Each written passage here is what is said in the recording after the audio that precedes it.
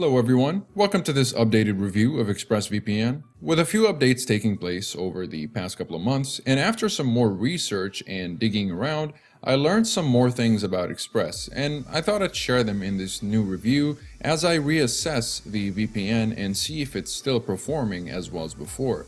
And as per usual with these reviews, I will be looking into the privacy policy, speed, streaming and torrenting capabilities, as well as security and features. And of course, if at any point you'd like to check for pricing, you'll find all the links you need in the description down below, including some discounts to save you guys some more cash, so be sure to keep an eye out for those as well if you end up getting yourself a subscription.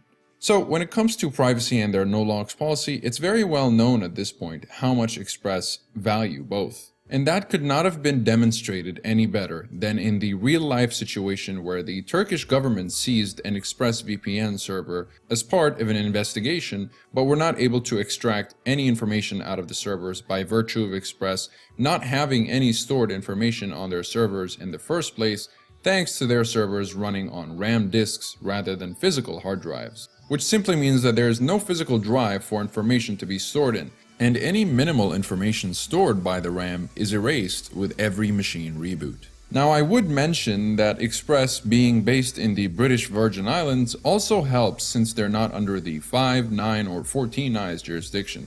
But I don't really think that jurisdictions make that much of a difference, since it's really about whether the provider collects the information or not. And in Express's case, it won't matter where they're based due to their minuscule amount of collected data anyways. And when it comes to high-profile cases, providers will cooperate with governments to the best of their abilities, regardless of their privacy policies. And to add to that, Express also had multiple independent audits to verify their privacy policy claims and pinpoint any potential flaws within the network in order to get them fixed. Express hasn't made any announcements for any 2021 audits, but that could still happen within the second half of the year, so hopefully there will be news very soon regarding another audit in 2021. In terms of Express's privacy policy and the integrity of their no-logs claims, Express is one of the leading VPNs. Independent audits and the Turkish investigation situation really just solidifies their claims and reassures me that my data is indeed in good hands.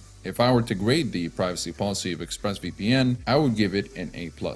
Now, in terms of speed, keep in mind that speed tests will vary depending on various factors like your own connection speed, server load, and the distance between you and the server you're connecting to. If you didn't know, when you connect to a VPN, your speed will drop since you're connecting to a server that's essentially much farther than your ISP servers. And generally speaking, drops in between 10 and 20% are considered to be excellent for a VPN. And anything in between 20 to 30 or even 40% is still quite good, granted your base speed is fast enough to handle a 40% drop.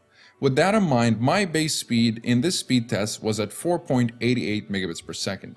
I've tested all the functional protocols and here are the results. The best results were expectantly coming from OpenVPN UDP and Lightweight UDP. That is to be expected, of course, as UDP is always going to be faster than TCP by nature of how the protocol is set up. And realistically speaking, TCP is only meant to be used in rare cases when UDP isn't working, so keep that in mind. So naturally, the worst I got was a 40% drop on the New York OpenVPN TCP protocol at 2.93 megabits per second. And all of the other results were in between 11.4 and 16.4%. Now, the thing about Express is not exactly the lightning speed of its protocols. WireGuard protocols like NordVPN's NordLynx or Surfshark's WireGuard are indeed capable of outputting faster speeds about half the time. However, the thing that really distinguishes ExpressVPN from all the other VPNs is the high degree of consistency in speeds.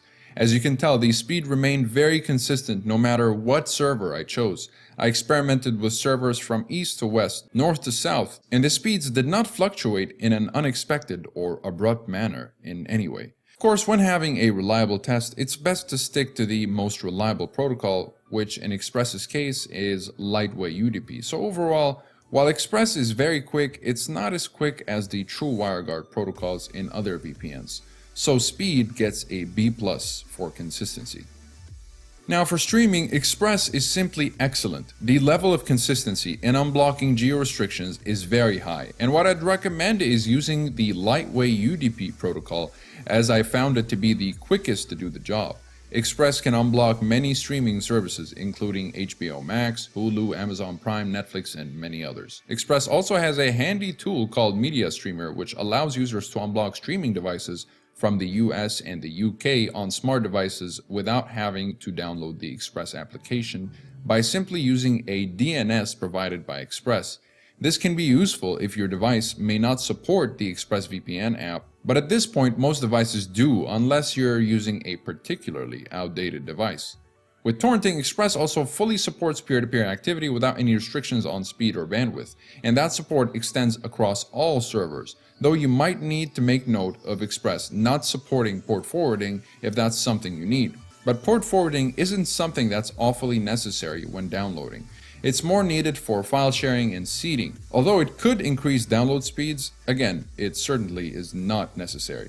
If you'd like to know exactly what port forwarding is, I'll leave a link in the description which will explain everything about port forwarding within the context of VPNs. But it is worth mentioning that according to support, Express's port forwarding focuses on accessing the router from outside of the network, but it cannot be used to host peer-to-peer activity for security reasons.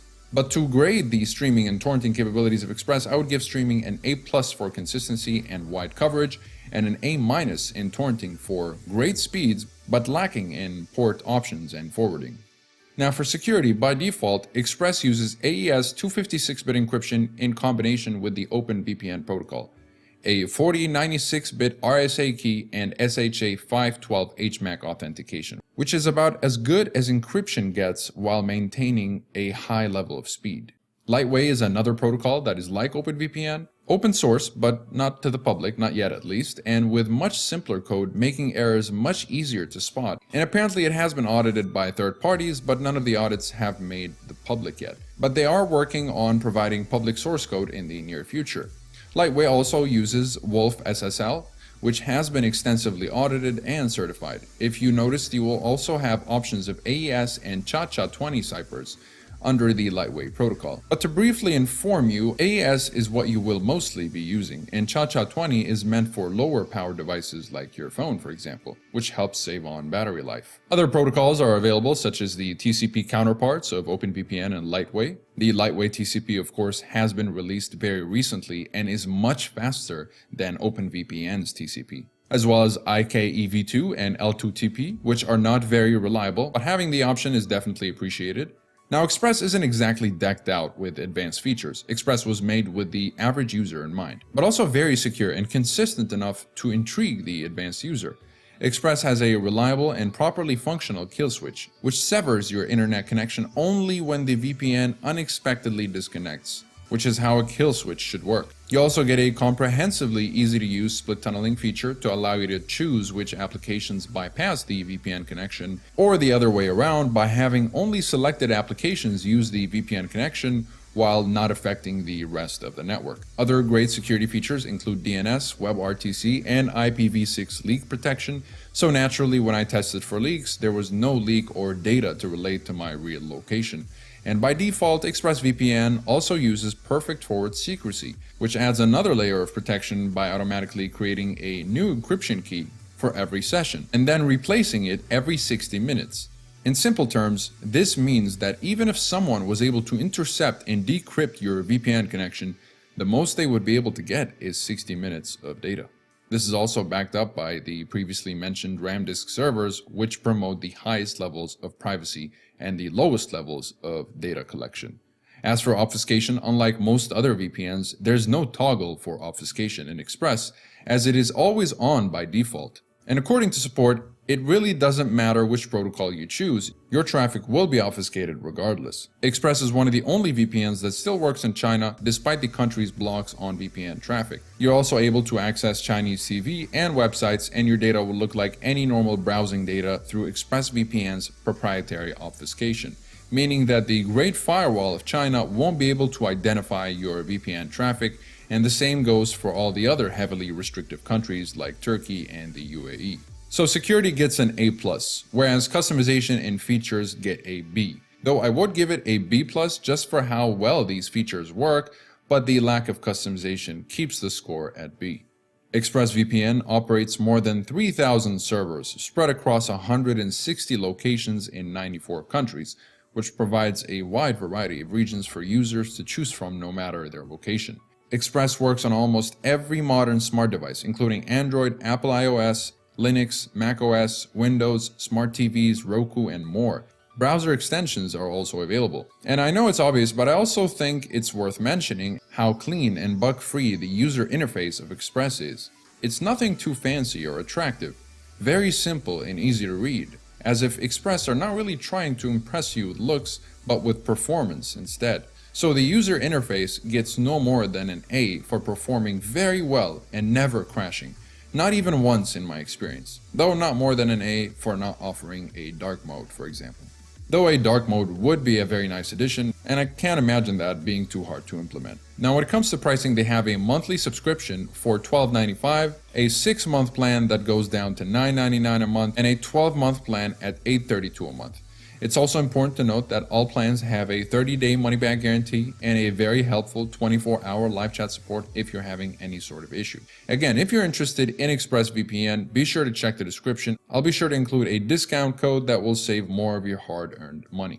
So overall, ExpressVPN continues to lead the VPN industry. Despite the lack of customization and minimal features, every feature Express has on offer is very well polished and is made to carry out tasks at the highest levels of security, consistency, and efficient performance. And so the average grade would result in an A-, which is superb, really. Most VPNs would struggle to even get a B, because while they might exceed Express in speed, let's say, by getting an A+, they will struggle in areas like streaming or torrenting, where they will get no more than a C+ or a B- at best.